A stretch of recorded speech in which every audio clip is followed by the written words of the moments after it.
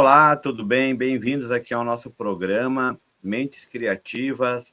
Hoje eu trouxe, uma colega aí de trabalho, uma intelectual, professora, escritora, né? Tem vários projetos, né? A gente poderia falar aqui com elas desde projetos de extensão, ajuda à comunidade, questão indígena, e tudo isso ela consegue versar com muita qualidade, com muito conteúdo. Mas hoje vamos falar de algo especial, que é a participação dela em um livro que eu estou organizando, que tem a ver com educação e prática escolar. E a nossa convidada de hoje é a professora, a mestra, a professora Edna Francine Simão Hack, né?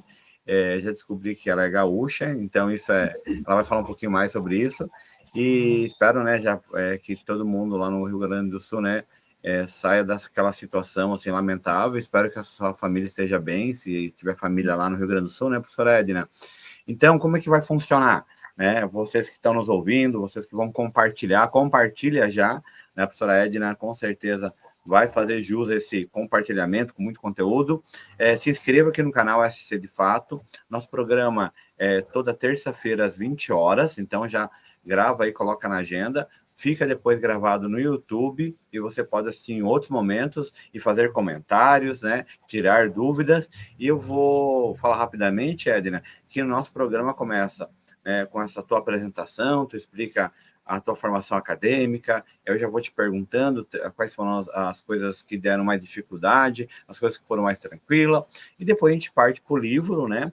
Propriamente, na verdade, para o seu capítulo, onde também faço uma outra pergunta, mas o programa é livre, você também pode criar perguntas, né? Pensar em outras coisas, porque como eu não sou jornalista, talvez eu não consiga fazer as perguntas certas, mas a ideia aqui é fazer uma conversa contigo, você que é uma pessoa muito querida. Então, como é que você está, professora Edna? Se apresente para o nosso público. Oi, boa tarde. Obrigada, professor Israel. Então, eu sou a professora Edna, já estou praticamente há mais de 20 anos atuando nessa área. Iniciei com a educação infantil, anos iniciais. Hoje eu atuo no ensino médio, né?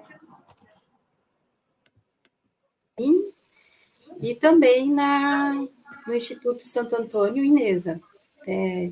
Então, dali que somos colegas, né, professor?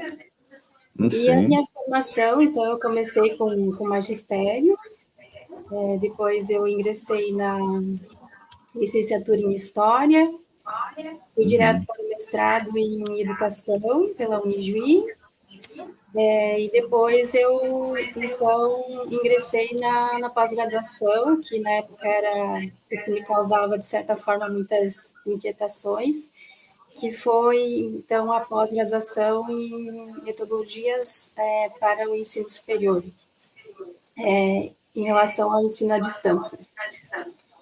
Certo. Ô, prof, eu agora descobri algo que eu não sabia. Você trabalhou na educação infantil? Atuei na educação infantil, isso mesmo. E Nossa, e foi como um é que foi momento essa muito prática? importante. Oi, perdão. Como é que foi essa prática?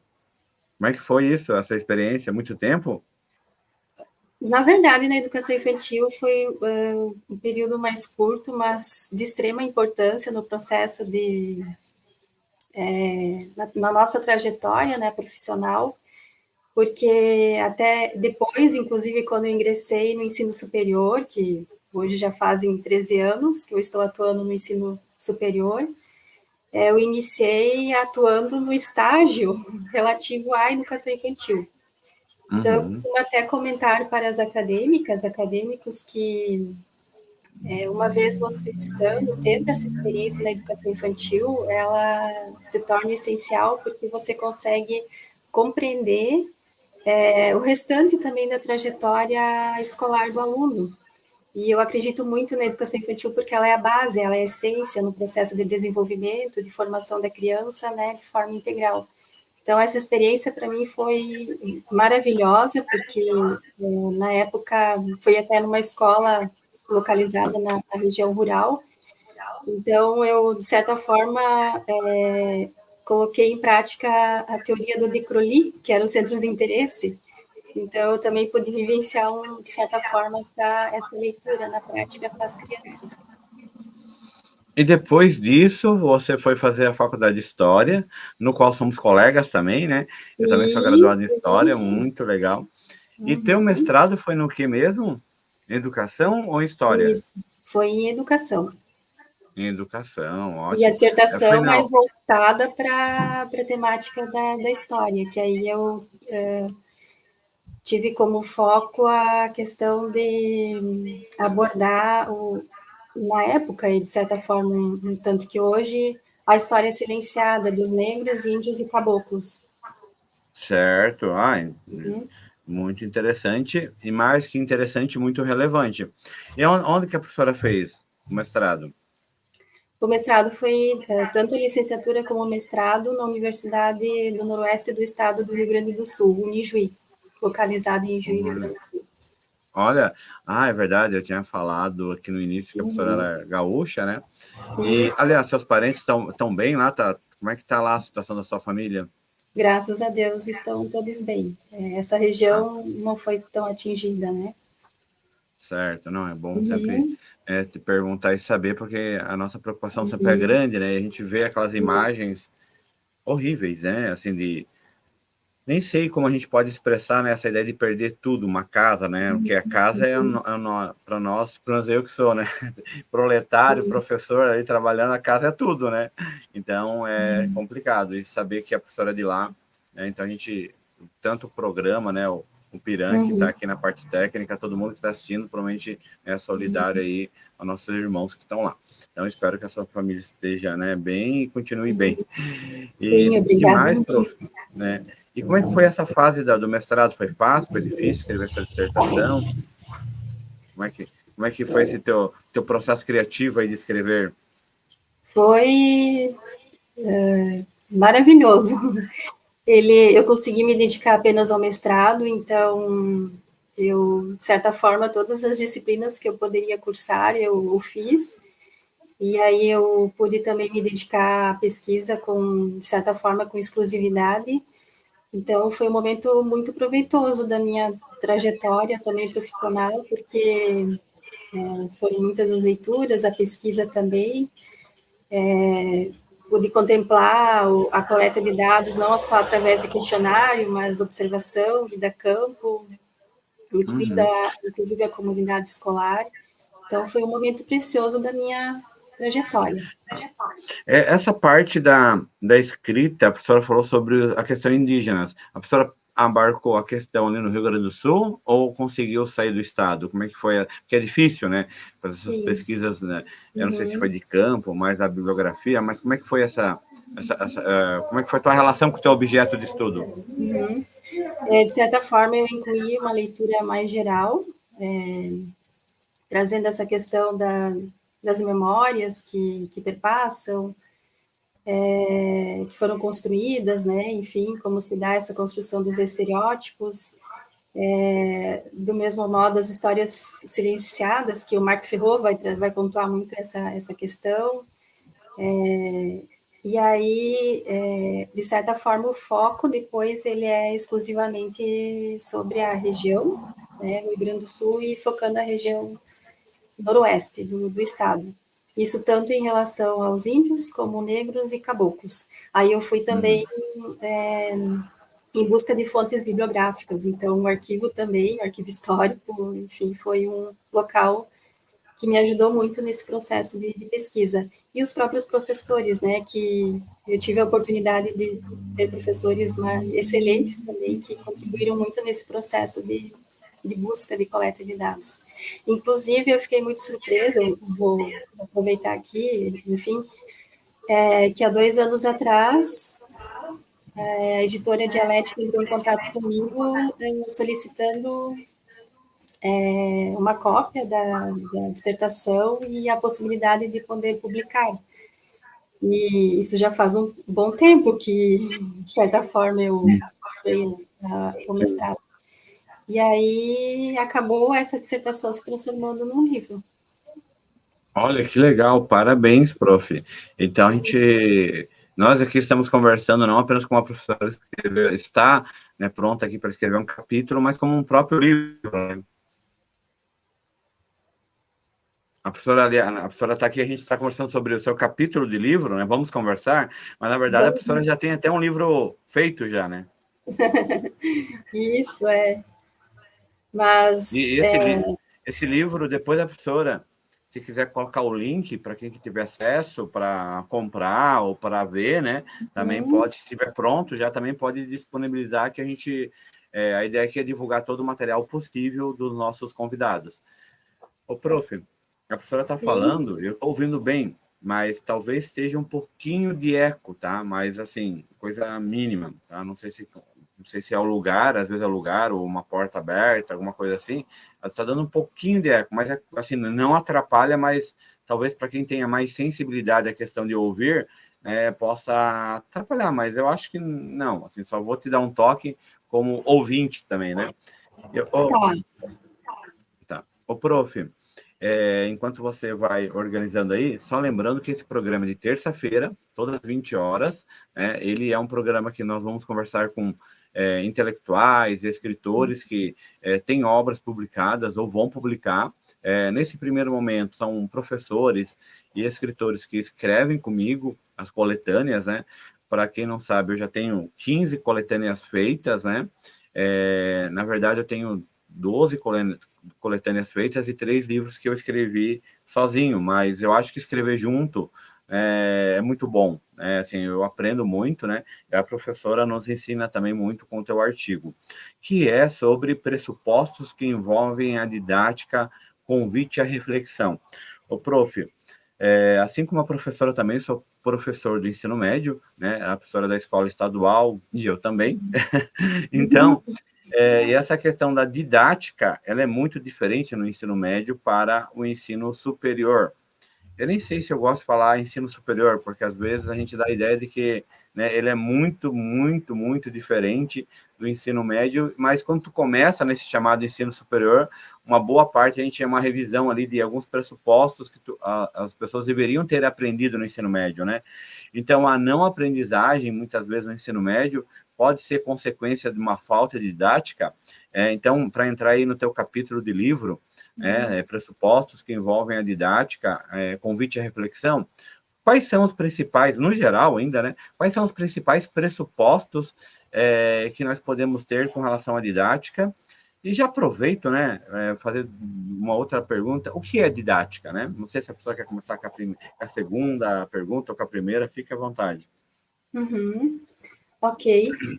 A didática, ela é um componente curricular que constitui a trajetória das licenciaturas, e eu vejo como um componente essencial, porque ela vai perpassar, de certa forma, por todas as disciplinas, e ela possibilita que o professor tenha não apenas as estratégias de ensino, as metodologias, as técnicas, né, que é essencial no seu dia a dia, né, na sala de aula, mas que também tem o entendimento de como se dá da melhor forma possível esse processo de ensino e aprendizagem, porque quando eu falo em ensino, eu preciso também atrelar a aprendizagem, porque os dois um não está isolado do outro.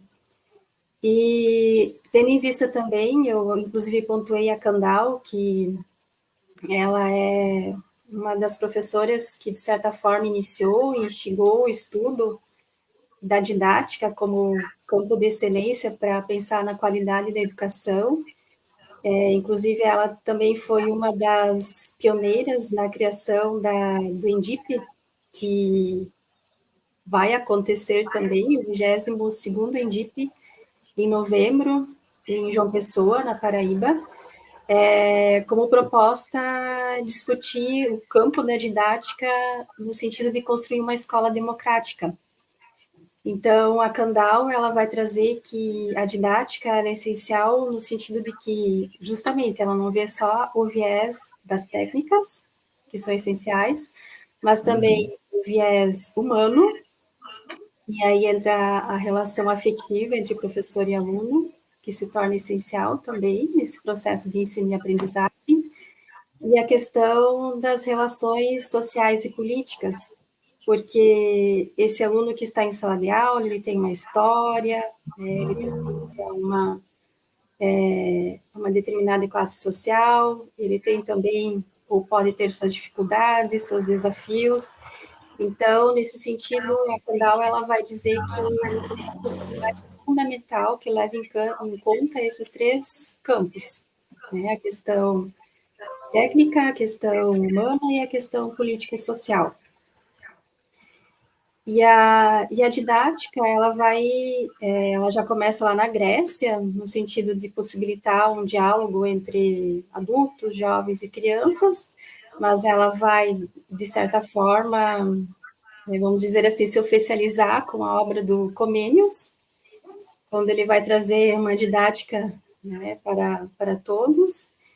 E por mais que no início, né, no primeiro momento da escrita do Comênios, ele não vai se preocupar, vamos supor, com todos, porque ele dizia que o ensino deveria acontecer apenas até os 24 anos e que primeiro os moços e depois as moças deveriam estudar.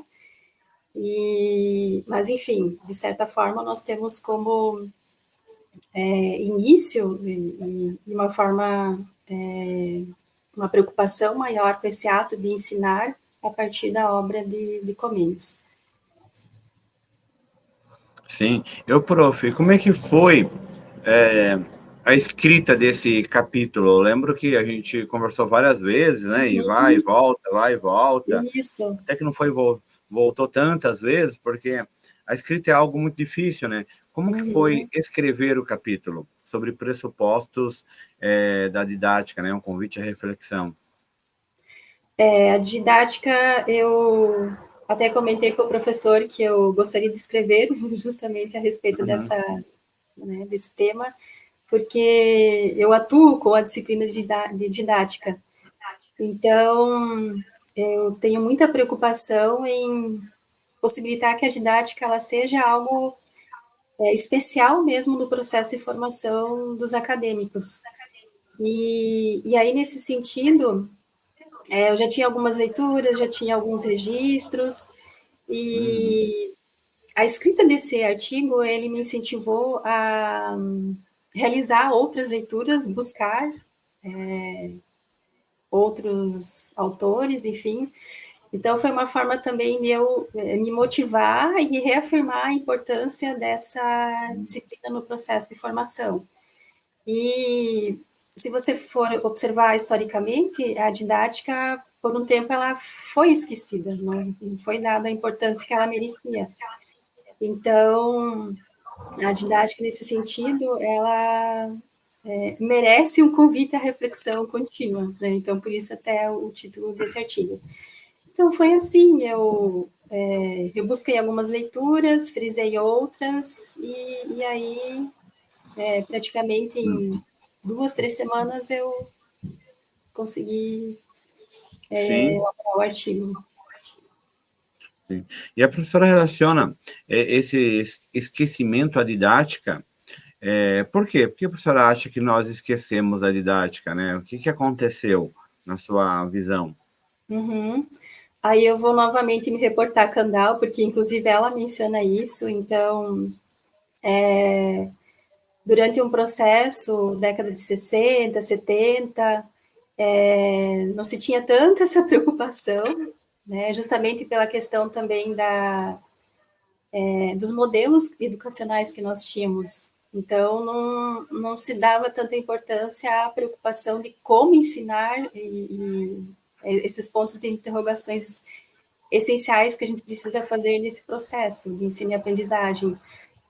O que ensinar, por que ensinar enfim, como eu vou instigar o aluno, enfim, a criança a criar sentido a partir disso que eu vou ensinar e das melhores formas que eu vou conduzir esse processo, né?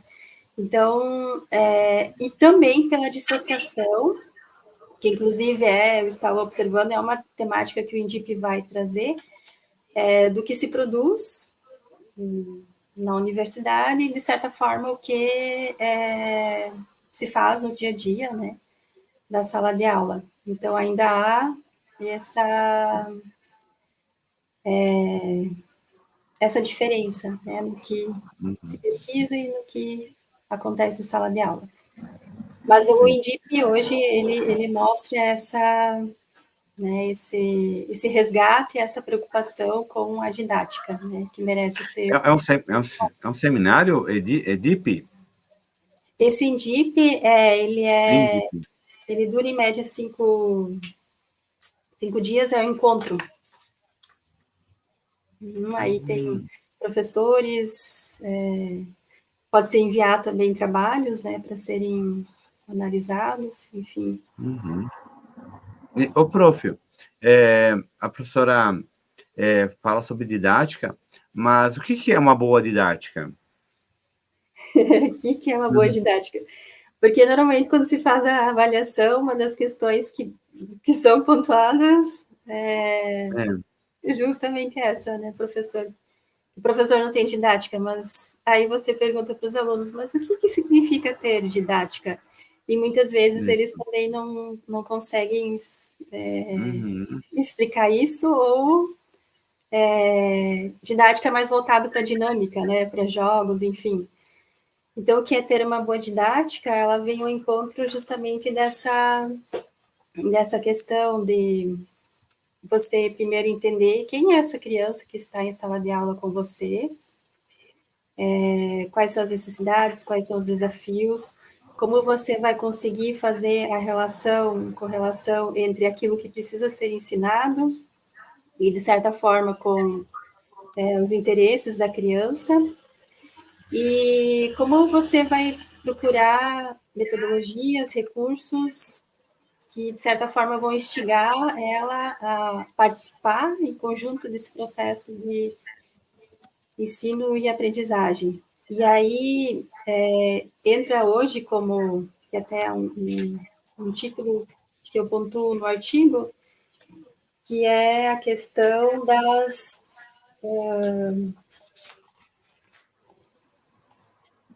dos novos desafios, né? Que entraria as metodologias ativas, que hoje, de certa forma, a criança já vivencia esse mundo tecnológico, então como a escola vai, de certa forma, usufruir isso com sentido, com significado. E aí eu pontuo também a importância dos projetos, que é o momento, de fato, de você ver a criança enquanto protagonista e participar dessa busca em conjunto, da resposta lá do problema. Então, desejar, ela vai se constituir enquanto um pesquisador, porque vai ter um problema para ser descoberto, e esse problema pode gerar mais problemas, né? O projeto, ele possibilita você realizar aula passeio, estudo do meio, é uma forma de você conseguir integrar a família, a escola, e então é isso. Que técnicas, que ferramentas, que possibilidades a didática vai, de certa forma, viabilizar para que as tuas aulas sejam, de fato, significativas, né? Vamos supor assim, de Sim. cativo aluno. Eu não lembro se a professora trabalhou no capítulo, né? Acho que foi o primeiro capítulo, ou o segundo que eu recebi para o livro, que ainda está em trabalho ainda, e faz um tempo que eu não leio ele de forma mais profunda, mas eu lembro que o capítulo eu gostei muito, e a professora faz uma relação muito com a pedagogia, didática e pedagogia. Claro, a disciplina que a professora leciona no curso de pedagogia. E como é que se fala para o nosso público, né? Como é que é essa relação com a pedagogia? E por que não?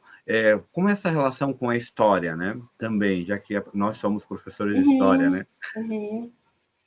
Eu fiz questão aqui de frisar a pedagogia, porque, de certa forma, também, vários autores, o próprio Giraldi, eles vão estar sempre pontuando a didática como um campo essencial da pedagogia, porque a pedagogia, ele é um campo da educação, e a didática vai conseguir colocar em prática esse processo de educação, né? Então, por isso, essa relação.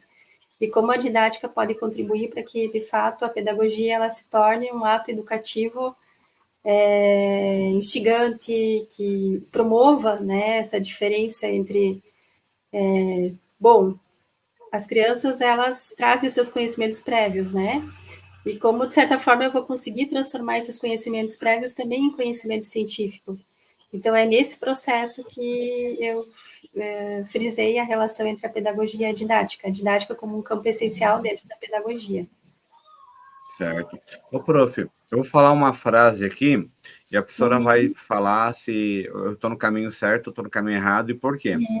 Eu penso também que a didática é uma maneira, né, uma forma, uma ferramenta de colocar ou de expressar ou de construir com os alunos uma parte ou até toda a teoria que você aprende num curso de licenciatura na prática. Por A didática. exemplo, né? A didática como um meio, uma ferramenta. Por exemplo, não basta ler o Paulo Freire, tem que aplicar, né? E essa aplicação, a didática pode ser uma ferramenta. Eu gosto muito do Freinet, né? O Freinet, assim, é muito legal. Não adianta tu ler o Freinet, mas tu ficar isso contigo. É a didática que vai fazer que o pensamento e a teoria e as indicações de Freinet sejam realizáveis, né? A didática é o que vai colocar na prática a visão de mundo do professor, a visão teórica do professor, né? Então, eu estou refletindo aqui com a professora pode concordar, discordar e trocar uma ideia, né? Se é isso ou não, o que a professora pensa sobre isso. A didática, ela, exatamente, se você analisar, ela está em todos os processos, né, de formação da licenciatura. Eu trago aqui em especial em pedagogia, porque é onde eu estou atuando no momento, mas você vai ter na matemática, nas ciências, enfim, na geografia, e muitos autores vão trazer, e como eu estou também em escola, então, uma das preocupações é justamente essa. Quando o professor inicia sua carreira, tem alguns enfrentamentos de como agora eu vou colocar tudo isso em prática, né? Sim. Então, a didática, nesse sentido, ela...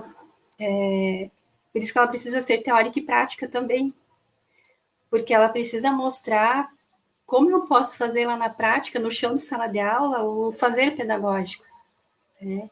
Então, com certeza, quando você atua com essa disciplina,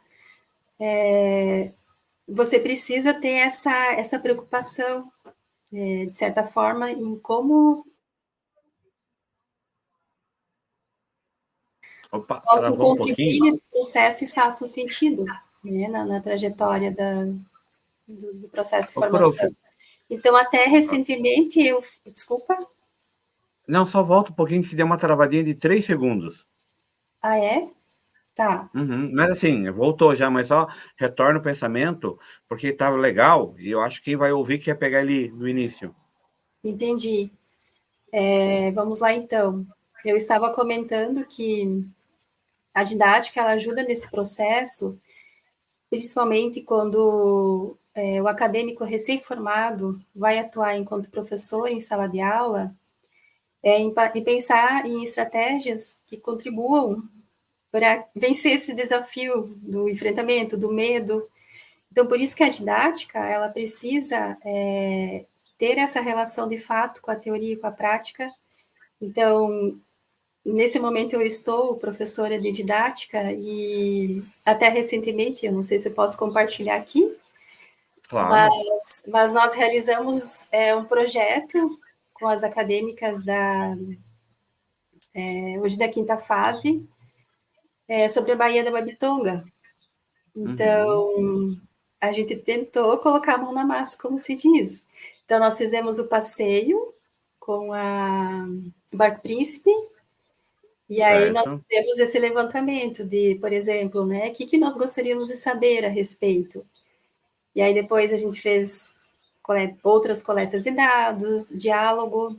Por falar em diálogo, eu acredito muito no diálogo, porque ela é a maior propulsora, e isso até mostra para o professor se ele de certa forma, está no caminho mais adequado ou não, né? Eu acredito nisso, de certa forma, em todas as etapas da educação, porque às vezes nós temos uma visão, mas quando você possibilita o diálogo, você passa a compreender melhor o olhar do outro também. E aí nós fizemos um produto final também, que foi a exposição, né, trazendo então a nossa aprendizagem tida frente a esse projeto. Então, de certa forma, colocamos em prática o que é fazer um projeto, né? Então, do mesmo modo, o ensino da geografia, afinal de contas, como eu ensino meu aluno a fazer mapas, né? Só pintar mapas? Não, eu preciso começar a fazer a leitura da imagem do aluno, a leitura dos corredores, do entorno da escola, representar isso, porque afinal de contas o aluno vai aprender a ler o mapa, aprendendo a ler primeiro o espaço que ele ocupa, o seu entorno, né? Então, seria isso. Você também proporcionar atividades práticas, mas relacionadas a leituras, para que, de fato, essa didática se... Né? Porque se eu ficar só na leitura, o Frenet, ele inseriu a aula passeio, maravilhoso. Mas o que é essa aula passeio? Né? Precisa ter objetivos, ele precisa ter uma intenção pedagógica, né? O porquê fazer, Sim. que não é depois fazer o registro só com relatório, mas tem N possibilidades de eu fazer essa exploração. Então,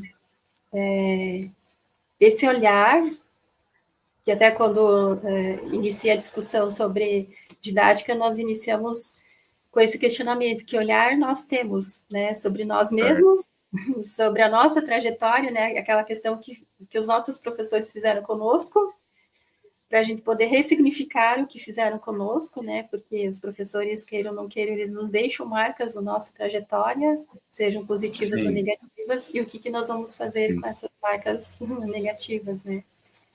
Então, essa leitura a gente faz para pensar como olhamos as crianças e como elas nos olham também, né.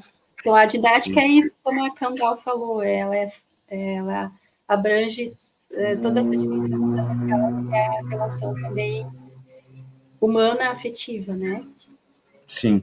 O prof, além de essa relação humana afetiva, né, nós professores, que vamos lecionar didática ou não, a gente precisa de uns teóricos que vão nortear essa visão, né?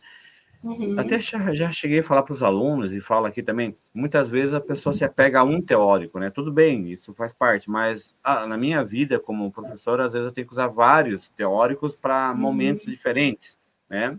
Eu não tenho assim, uma ideologia de marxista, weberiano, né? Não ter, claro, eu gosto mais do Pierre Bourdieu, mas eu vi que no texto da professora, a professora mobiliza desde filósofo a Durkheim, né?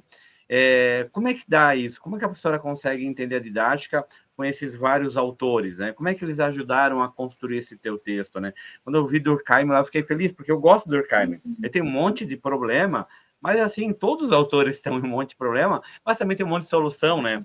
E o Durkheim, a questão da pesquisa mesmo, né? Assim como a professora, eu acho que já lecionou metodologia de pesquisa, ou no mínimo teve metodologia de pesquisa, né? Sabe da seriedade que é esses estudos, e o Durkheim contribuiu muito para isso. E eu fiquei feliz de ver o Durkheim ali no seu artigo, uhum, e eu queria que a professora falasse um pouquinho assim, como é que a didática se mobiliza, a professora está citando um autor ou outro, mas como é que se dá essa formação de ensinar a didática? uhum.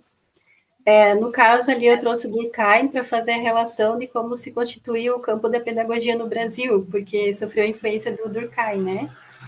Então, eu trouxe aqui, eu foquei mais a questão de entender a educação como um fato social também, no sentido de valorizar a educação, do ponto de vista de Durkheim, porque ele via a educação como uma forma de possibilitar de que os valores, as normas não fossem, de certa forma, perdidas, né?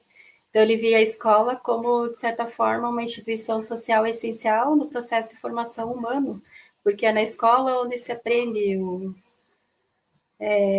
saber conviver bem com o outro. Então, nesse sentido, eu fiz esse breve resgate de Durkheim para pontuar essa questão de forma mais específica, né? Mas, lógico, eu poderia também ter, num viés mais sociológico, poderia também ter convidado para a reflexão o Bourdieu, né, que traz uma leitura maravilhosa para pensar de uma forma mais crítica sobre o papel da escola, da educação, né? Ele, como professor, ele, de certa forma, consegue fazer essa leitura mais crítica para não reproduzir, né, Sim. certas relações sociais que vão deixar o aluno numa situação de não aluno ativo, né, mas de um aluno excluído desse processo. Sim. E sim, prof, eu acho que isso é importante. E a professora também escreve uma parte que fala assim, né? Implicações sobre a didática e algumas possibilidades para ressignificar o fazer pedagógico. Como o fazer pedagógico ele é remodelado, né? Nós estamos no século XXI, a professora falou de um tema que talvez só esse tema dá um programa, ou dois até, sobre metodologias ativas, né? Que é uma reformulação, né? Do que a gente chamaria de uma pedagogia ativa, né, que vai realmente chamar o aluno, fazer com que o aluno se mobilize, pesquise, mas como que a professora vê ou analisa, né, essa questão desse refazer pedagógico no século XXI, em especial no ensino superior, né, que é a área onde a professora mais atua, mas também, se a professora quiser trazer isso para o ensino fundamental ou médio, pode falar, pode se expressar. Deixa eu ver se eu entendi a pergunta, que deu também um... Desculpa, um Cortou? momento... Forte. Não. Como a professora vê, reformulando a pergunta, né? No século XXI, como é que a professora está vendo esse refazer pedagógico, né? Quais são as grandes mudanças que a professora vê na didática hoje? Porque eu acho que eu sou, não sei, eu acho que eu sou mais novo ou não, acho que a gente é da mesma idade, professora, mas deixa quieto. Que é o seguinte, né? Era professora, uma lousa verde, né? Giz, e ela falando, quando tinha livro, abre o livro na página 12, copia, faz resumo e responde a pergunta. Hoje não é muito, assim, também tem isso, mas mudou muito, né? Tem data show, tem o YouTube, tem pesquisa. Como a professora vê se no século XXI as possibilidades de se refazer a pedagogia, não, se refazer a didática, né? A didática, ao mesmo tempo que ela pode estar estanque, né? Ela pode ser tradicional, mas ao mesmo tempo ela pode ser até virtual. Primeiro, eu diria que ela perpassa pela postura do professor. Então, aqui mais uma vez vem a questão do olhar, como o professor se percebe nesse sentido do fazer pedagógico. Então, por isso também é essencial a questão da ação, reflexão, ação, né? E eu percebo que a tecnologia hoje ela é essencial, mas, de certa forma, eu falo por mim, de certa forma, estamos buscando leituras, tentando fazer que traga esse fazer tecnológico em sala de aula, mas a impressão que se tem ainda é pouco. Né? Se você vai olhar alguns documentários de vivências tidas em outros países, a impressão que ainda dá é que a gente está engateando nesse processo, né? Mas há possibilidade, sim, desde que a gente não repita essa fórmula, como o professor comentou, né? Porque a gente também pode usar a tecnologia para repetir, né? Essa prática tradicional de copiar, vamos supor.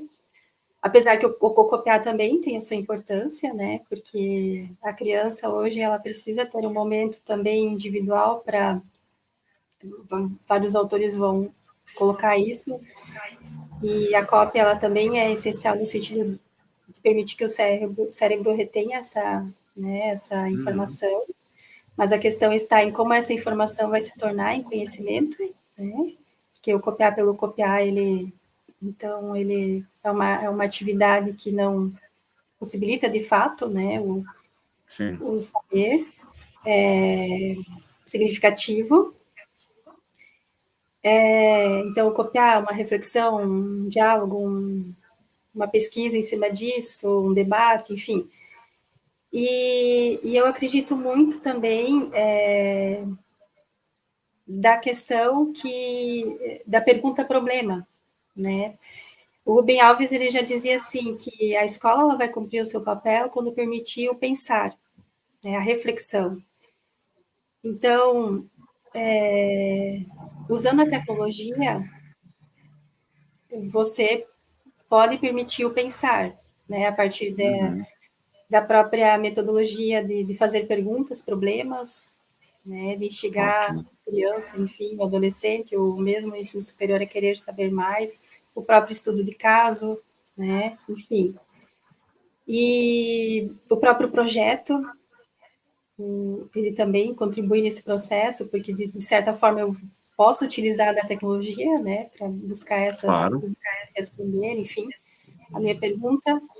E hoje a gente tem muito essa questão da aula invertida, né, de estudar em casa, problematizar uma situação, um filme, um vídeo, uma leitura de texto, discutir em sala e depois fazer um registro disso que pode ser fora de sala de aula, né? Então, são possibilidades, de certa forma, de trazer um pouco essas novas leituras.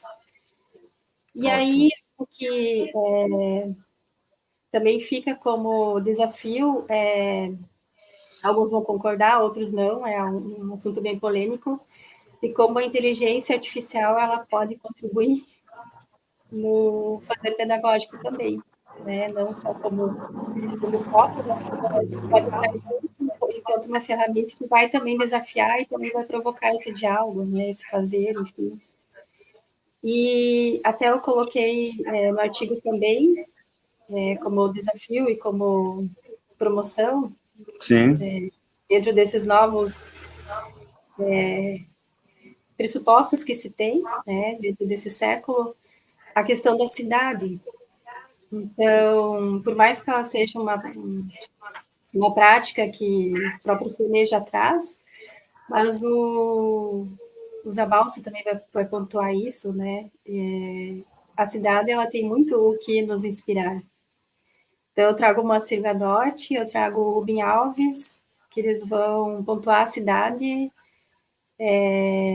como um recurso pedagógico essencial, porque a cidade ela pode promover uma leitura crítica do meu cotidiano, né? Ela vai promover a valorização da cultura local, né? Ela vai promover eu me sentir pertencente a esse espaço, então vai ajudar no meu processo de construção da identidade, né? Então, além dos museus, nós temos as ruas, nós temos, por exemplo, aqui em Joinville, né? Nós temos tantos lugares, espaços que podem se transformar em meios pedagógicos, projetos pedagógicos, inclusive nós temos agora uma visita para realizar no Museu Fritz-Alt, que foi recentemente reinaugurado.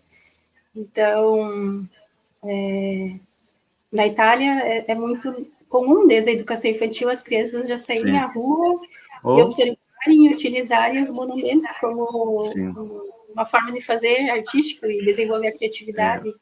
E nós temos aqui um artista também que muitos o desconhecem, né? E quantas possibilidades temos também a partir dele. Então, eu vejo isso, que a gente pode sim usar tecnologia, desde que seja uma ferramenta que a gente consiga permitir a participação ativa do aluno e esses espaços de cultura, né? Espaços históricos também. Ótimo. Ô, prof, eu acho que sensacional, né, em especial essa fala no final, né, usar a cidade em prol da didática, né, em prol desse livre pensar, né. Muito bem, foi um prazer, né, professor, a gente está se encaminhando aqui para a reta final, né, conversar contigo sempre é bom, né, eu tenho o privilégio de encontrar lá nos corredores e conversar um pouquinho. E espero que outros alunos, né, se matriculem lá na Inesa, né, já faz uma propaganda aí, para ter esse contato com a professora, porque é muito legal, é uma educação muito séria, né, é um ensino que tem um objetivo, que tem regras. Então, assim, quem sai formado, né, por nós, né, pela faculdade, eu sempre vejo que sai bem informado, porque tem essa seriedade que a professora traz aqui de didática, de pedagogia, de conhecimento, tem essas visitas técnicas, tem essas aulas, entre aspas, que a gente chama de passeio, né, que se chamava de passeio, mas hoje é visita técnica, que a gente tem objetivo, então é uma teoria prática, né, e vislumbrando isso como construir novos conhecimentos, né? Como a gente ensina nossos alunos a construírem conhecimento, que isso é o mais complexo, né? Do que apenas saberem aonde está a resposta no livro, né? Então, a ideia é construir novos conhecimentos. Só para finalizar, professora, a gente já está nos 45 minutos aqui de programa, mas, assim, uma palavra final, ou quiser indicar um livro, né, só para a professora fechar aí com a sua palavra. Agradeço a todos aqui do programa, o Piran, equipe técnica, vocês que estão nos vendo, e compartilhem o programa, o programa Mentes Criativas volta, nós vamos ter mais um entrevistado que vocês vão gostar, que é um professor doutor também, o Tiago, vocês vão com certeza curtir a entrevista com ele, já está bem quentinha essa entrevista aí, já estamos preparando, discutindo, e assim como da professora Edna, foi maravilhosa. Já agradeço e deixo você com as palavras finais. Primeiro, então, eu agradeço, professor, pela oportunidade e pelo desafio. Sempre é muito importante nós termos essa prática, né, de escrita, de pesquisa. E eu vou pedir licença, então, para fazer a leitura aqui da minha parte final do artigo, pode ser? Sim. Tudo bem?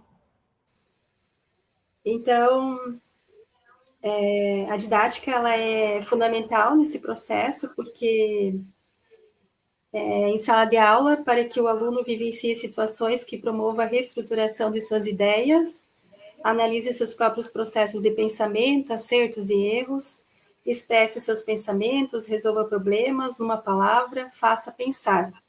É preciso que tais situações se façam presentes no processo de formação, também continuado do professor.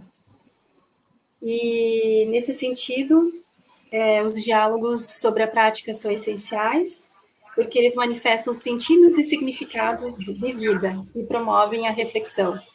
Então, que a reflexão possa fazer parte dos nossos cotidianos pedagógicos, né, e no nosso processo de formação continuada, que é incessante.